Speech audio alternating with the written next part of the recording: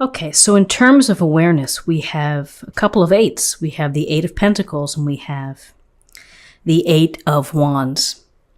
So the Eight of Pentacles is telling us that this week is a week for you to focus on your work and that you are very invested and serious about what you do and that you're willing to pay close attention to, the fine details and, and not being distracted by other things going around in the distance or in the background.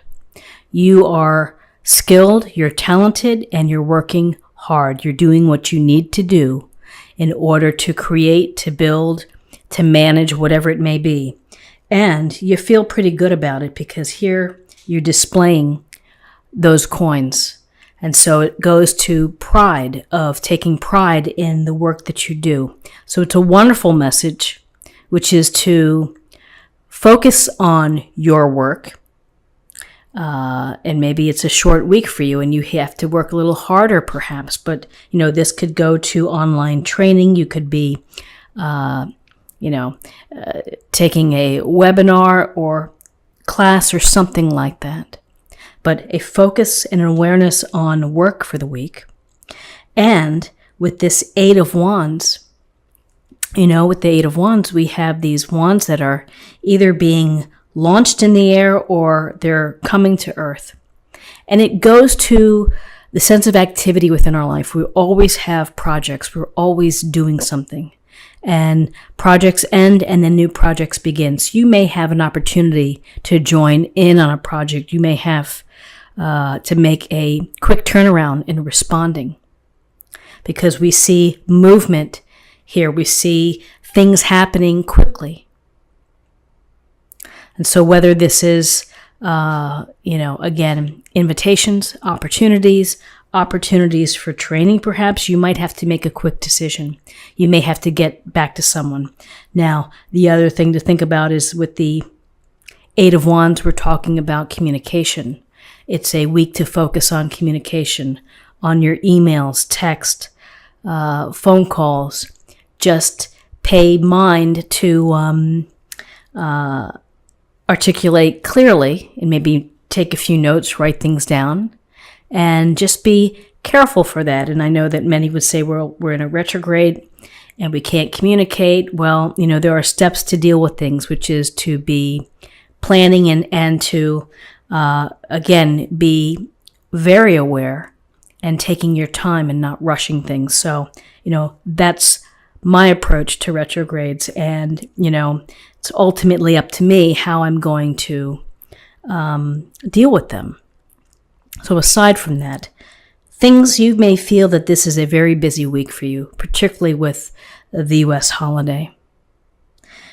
People coming, going, communication, opportunities, decisions, in addition to hard work. So in terms of guidance, we have the Four of Pentacles, and we have the Moon, major arcana. The Four of Pentacles is very much a sense of holding on to what you have, of exerting your own control, your own boundaries here for your resources. And your resources are not just your money, it's your time, it's your energies, it's everything about how you live. And it's here, trapping this pentacle, having your head weighed down by the pentacle, and clutching and trapping with your feet. So whether you have to really pay close attention to your money this week or, your efforts, your energy, what you're putting out there, this may be a time for you just to kind of hold tight. Others, this may be a sense where maybe you're just holding back and you're kind of in a protective mode. And maybe some of you may be meeting with families or siblings, and maybe there's an interesting dynamic and you're kind of in this hold position where I'm going to protect myself. Just a thought here, but often this goes to holding on to what you have, minding what you have. Maybe it's not the best time to make decisions with your resources. Maybe it's just you need a little more time to think about things, or it could be that, unexpected expenses come up and you just might have to buckle down and really watch how you allocate and use your resources. So with this Four of Pentacles, here we have the Moon. And always an interesting card because the Moon, the Moon is so powerful, ruling the waters, the tides, and we are inspired by the Moon. We find beauty within the Moon. But the Moon can also lead us down a path which is maybe not the right path. And so it's about, here's this little crayfish coming out of the water. We develop our consciousness over time. We develop, our instincts. And with the Moon, there's a real strong message here, which is to tune into your subconscious, the psychic part of you, the intuitive part of you, the ability to put your dreams and these messages into some place in perspective within your life, to pay attention to those messages. The hope here is that maybe we get down the path through these towers, and it is connecting to your subconscious, what lies beneath the surface. Often we keep things undercover. And, whether you want to call that a secret or not, we keep things hidden. And there may be a time when you need to really think about how to bring things out or to reveal. But this is, be mindful of where you're going. For some of you, but not all of you, maybe some of you feel anxious or feel a little bit of anxiety or uncertainty. And again, I would tell you to go back to your intuition and the dreams and messages and just the hunches that you feel. Trust those. Always interesting to see the Moon. Okay, so in terms of possible outcomes, we have the Nine of Swords and we have the King of Cups. So the Nine of Swords is a card of sleeplessness. As you see in the illustration, you're holding your head in your hands. It's the stuff and the mind games that keep you up at night. And so it can be where you feel burdened, you may feel stressed out, you may have been hurt, you may feel sadness or worry or concern. It's not a nice feeling. It's a tough feeling because it makes us feel tired. It's exhausting to feel this type of stress or anxiety. So perhaps there's something this week that is causing some anxiousness and some sleepless nights. So, find a way to get yourself back to a grounded space or place and count your blessings. Do something to distract yourself. Do something to make you feel, put a smile on your face, a funny movie, funny video clips, whatever it may be, to pull yourself back out of this feeling of stress and sleeplessness. It can be done. Doesn't mean it can be turned around in a moment, but you can begin to work out of this so that you may feel that you can climb up out of these swords here. The King of Cups, it's nice to see the King of Cups in this reading as a possible outcome.